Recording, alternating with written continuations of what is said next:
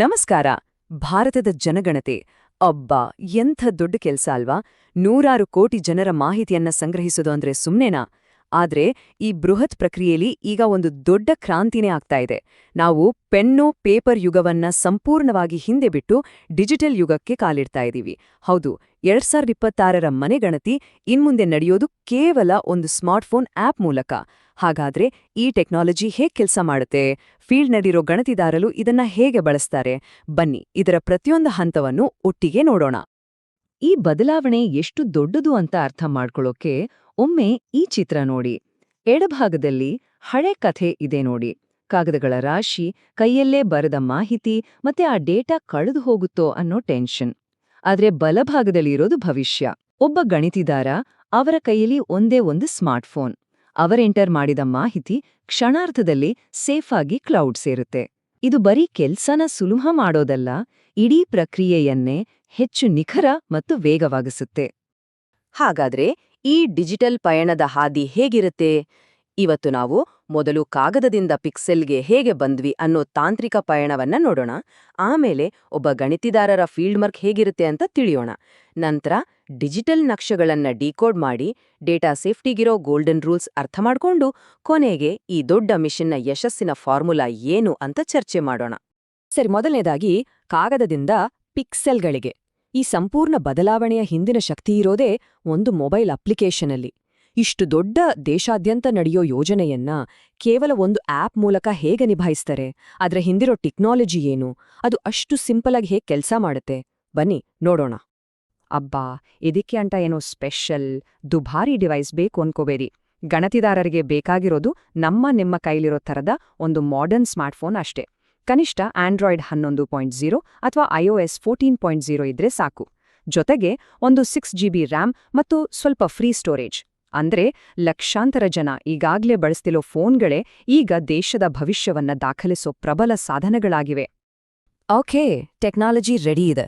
ಹಾಗಾದ್ರೆ ಇದನ್ನ ಬಳಸಿ ಫೀಲ್ಡ್ನಲ್ಲಿರೋ ಒಬ್ಬ ಗಣಿತಿದಾರರ ಒಂದು ದಿನ ಹೇಗಿರುತ್ತೆ? ಬನ್ನಿ, ಅವರ ಡಿಜಿಟಲ್ ಪಯಣವನ್ನೇ ನೋಡೋಣ. ಅಂದ್ರೆ ಅವ್ರಿಗೆ ಕೊಟ್ಟಿರೋ ಒಂದು ಬ್ಲಾಕನ್ನ ಕಂಪ್ಲೀಟ್ ಮಾಡೋಕೆ ಅವರು ಯಾವೆಲ್ಲ ಸ್ಟೆಪ್ಸ್ ತಗೋತಾರೆ ಅಂತ ಈಗ ನೋಡೋಣ. ಗಣತಿದಾರರ ಡಿಜಿಟಲ್ ದಿನಚರಿ ಹೀಗೆ ಶುರುವಾಗುತ್ತೆ. ಮೊದಲು ಆಪ್ಗೆ ಲಾಗಿನ್ ಮಾಡಿ ಅವರಿಗೆ ಕೊಟ್ಟಿರೋ ಬ್ಲಾಕ್ನ ಮಾಹಿತಿಯನ್ನ ಡೌನ್ಲೋಡ್ ಮಾಡ್ಕೋತಾರೆ. ಆಮೇಲೆ ಶುರು ಹಸ್ಲಿ ಕೆಲ್ಸ, ಅಂದ್ರೆ ಫೀಲ್ಡ್ಗಿಳಿದು ಮನೆಗೆ ಹೋಗಿ ಡೀಟೇಲ್ಸ್ ಅನ್ನ ಆಪ್ನಲ್ಲಿ ಎಂಟರ್ ಮಾಡೋದು. ಆದ್ರೆ ಇಲ್ಲೊಂದು ತುಂಬಾ ಇಂಪಾರ್ಟೆಂಟ್ ಸ್ಟೆಪ್ ಇದೆ ನೋಡಿ, ಅದೇ ಮೂರನೇದು. ಪ್ರತಿ 4-5 ಮನೆ ಆದ ತಕ್ಷಣ ಆ ಡೇಟಾವನ್ನ ಕ್ಲೌಡ್ಗೆ ಸಿಂಕ್ ಮಾಡ್ಲೇಬೇಕು. ಇದನ್ನ ಮರಿಬಾರ್ದು. ಕೊನೆಗೆ ಬ್ಲಾಕ್ನಲ್ಲಿರೋ ಎಲ್ಲಾ ಮನೆಗಳ ಗಣತಿ ಮುಗಿದ್ಮೇಲೆ ಅದನ್ನ ಕಂಪ್ಲೀಟ್ ಅಂತ ಮಾರ್ಕ್ ಮಾಡ್ತಾರೆ. ಗಣತಿ ಮಾಡ್ಬೇಕಾದ್ರೆ ಆಪ್ನಲ್ಲಿ 3 ಥರದ ಕುಟುಂಬಗಳನ್ನ ಗುರುತಿಸ್ತಾರೆ. ಮೊದಲ್ನೇದು ಸಾಮಾನ್ಯ ಕುಟುಂಬ, ಅಂದ್ರೆ ನಿಮ್ಮ ಮನೆಗಳ ಥರ ಒಂದೇ ಅಡ್ಗೆ ಮನೆಯಲ್ಲಿ ಅಡ್ಗೆ ಮಾಡ್ಕೊಂಡು ಇರೋ ಸಂಬಂಧಿಕರು. ಎರಡನೇದು ಸಂಸ್ಥಾತ್ಮಕ ಕುಟುಂಬ, ಅಂದ್ರೆ ಪಿಜಿ, ಹಾಸ್ಟೆಲ್ ಅಥವಾ ಅನಾಥಾಶ್ರಮದಂತಹ ಸ್ಥಳಗಳು. ಮೂರನೇದು ವಸತಿ ರಹಿತ ಕುಟುಂಬ, ಅಂದ್ರೆ ಬಸ್ ಸ್ಟ್ಯಾಂಡ್, ಪಾರ್ಕ್ನಂತಹ ಸಾರ್ವಜನಿಕ ಸ್ಥಳಗಳಲ್ಲಿ ವಾಸ ಮಾಡೋರು. ಈ ಸಲದ ಗಣತಿಯಲ್ಲಿ ಒಂದು ಸಖತ್ ಹೊಸ ಫೀಚರ್ ಬಂದಿದೆ, ಸ್ವಯಂ ಗಣತಿ ಅಂತ. ಅಂದ್ರೆ ನಾವೇ ಆನ್ಲೈನ್ ಪೋರ್ಟಲ್ನಲ್ಲಿ ನಮ್ಮ ಫ್ಯಾಮಿಲಿ ಡೀಟೇಲ್ಸ್ ಅನ್ನ ತುಂಬಿಡ್ಬೋದು. ಹೀಗೆ ಮಾಡಿದಾಗ ಒಂದು ಯುನೀಕ್ ಐಡಿ ಸಿಗತ್ತೆ. ಗಣತಿದಾರರು ಮನೆಗೆ ಬಂದಾಗ ಆ ಐಡಿ ತೋರಿಸಿದ್ರೆ ಸಾಕು, ಅವರು ಆ ಮಾಹಿತಿಯನ್ನ ವೆರಿಫೈ ಮಾಡಿ ಅಪ್ಡೇಟ್ ಮಾಡ್ತಾರೆ. ಇದರಿಂದ ಸಮಯ ಉಳಿಯುತ್ತೆ. ಅಷ್ಟೇ ಅಲ್ಲ, ಜನ ಕೂಡ ಈ ರಾಷ್ಟ್ರೀಯ ಪ್ರಕ್ರಿಯೆಯಲ್ಲಿ ನೇರವಾಗಿ ಭಾಗವಹಿಸಿದ ಹಾಗೆ ಆಗುತ್ತೆ. ಒಬ್ಬ ಗಣತಿದಾರ ಫೀಲ್ಡ್ಗೆ ಹೋಗೋಕ್ ಮುಂಚೆ ಅವರಿಗೆ ಒಂದು ಕ್ಲಿಯರ್ ರೂಟ್ ಮ್ಯಾಪ್ ಬೇಕಲ್ವಾ? ಅದೇ ನಕ್ಷೆ. ಯಾವುದೇ ಗಣತಿಯ ಅಡಿಪಾಯನೇ ನಿಖರವಾದ ನಕ್ಷೆಗಳು. ಹಾಗಾದ್ರೆ ಈ ಡಿಜಿಟಲ್ ಸಿಸ್ಟಮ್ನಲ್ಲಿ ಸ್ಯಾಟಲೈಟ್ ಚಿತ್ರಗಳಿಂದ ಹಿಡಿದು ಬೀದಿ ಮಟ್ಟದ ಪ್ರತಿಯೊಂದು ಕಟ್ಟಡವನ್ನು ಹೇಗೆ ಗುರುತಿಸ್ತಾರೆ? ಬನ್ನಿ, ಈ ಡಿಜಿಟಲ್ ನಕ್ಷೆಯನ್ನ ಡಿಕೋಡ್ ಮಾಡೋಣ. ನಕ್ಷೆ ತಯಾರಿಸೋದು 2 ಹಂತದಲ್ಲಿ ನಡೆಯುತ್ತೆ. ಗಣತಿದಾರರಿಗೆ ಮೊದಲು ಒಂದು ಸ್ಯಾಟಲೈಟ್ ಮ್ಯಾಪ್ PDF ಸಿಗುತ್ತೆ. ಅದ್ರಲ್ಲಿ ಬರೀ ಏರಿಯಾದ ಬೌಂಡ್ರಿಗಳು ಇರುತ್ತೆ. ಆದ್ರೆ ನಿಜವಾದ ಕೆಲಸ ಶುರುವಾಗೋದೇ ಈಗ.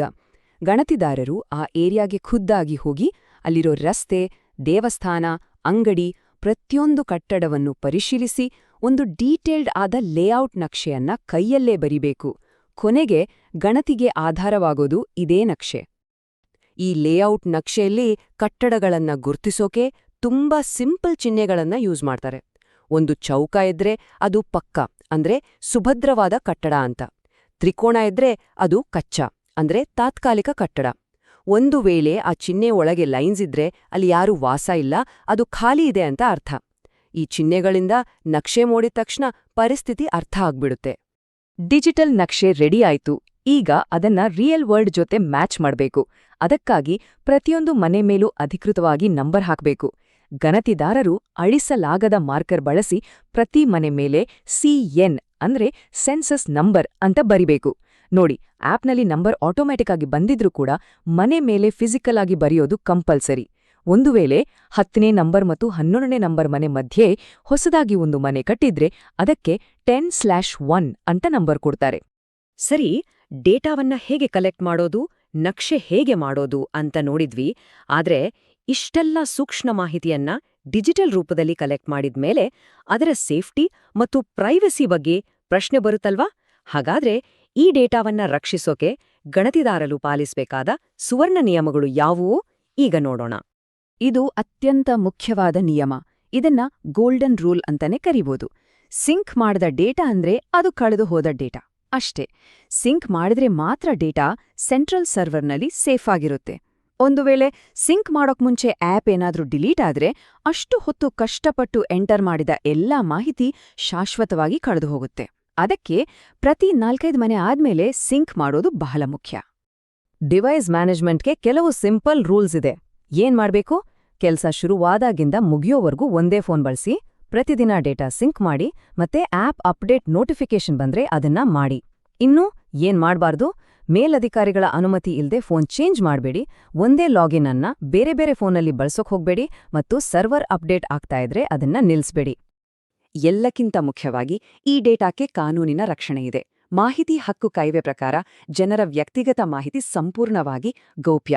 ಈ ಮಾಹಿತಿಯನ್ನ ಕೇವಲ ದೇಶದ ಯೋಜನೆಗಳಿಗಾಗಿ ಒಟ್ಟಾರೆಯಾಗಿ ವಿಶ್ಲೇಷಣೆ ಮಾಡ್ತಾರೆ, ವೈಯಕ್ತಿಕವಾಗಿ ಯಾರನ್ನೂ ಗುರುತಿಸಲ್ಲ. ಈ ಮಾಹಿತಿಯನ್ನ ಬೇರೆಯೋರ್ ಜೊತೆ ಹಂಚಿಕೊಳ್ಳೋದು ಕಾನೂನು ಬಾಹಿರ ಮತ್ತು ಅದು ಶಿಕ್ಷಾರ್ಹ ಅಪರಾಧ. ನಾವು technology, field work, data safety ಹೀಗೆ ಎಲ್ಲದ್ರ ಬಗ್ಗೆ ಮಾತಾಡಿದ್ವಿ. ಈಗ ನಮ್ಮ ಕೊನೆಯ ವಿಭಾಗಕ್ಕೆ ಬರೋಣ. ಈ ಎಲ್ಲಾ ಅಂಶಗಳನ್ನ ಒಟ್ಟುಗೂಡಿಸಿದಾಗ ಒಂದು ಸೆನ್ಸಸ್ ಬ್ಲಾಕ್ನ ಕೆಲ್ಸ ಯಶಸ್ವಿಯಾಗಿ ಮುಗಿತು ಅಂತ ಯಾವಾಗ ಹೇಳ್ಬಹುದು? ಯಶಸ್ಸಿನ ಫಾರ್ಮುಲಾ ಏನು? ಯಶಸ್ಸಿನ ಫಾರ್ಮುಲಾ ತುಂಬಾನೇ ಸಿಂಪಲ್. ಒಂದು ನಿಖರವಾದ ಲೇಔಟ್ ನಕ್ಷೆ, ಅದಕ್ಕೆ ತಕ್ಕಂತೆ ಸರಿಯಾಗಿ ಹಾಕಿದ ಮನೆ ನಂಬರ್ಗಳು ಮತ್ತು ಮರೆಯದೆ ಮಾಡೋ ರೆಗ್ಯುಲರ್ ಡೇಟಾ ಸಿಂಕ್.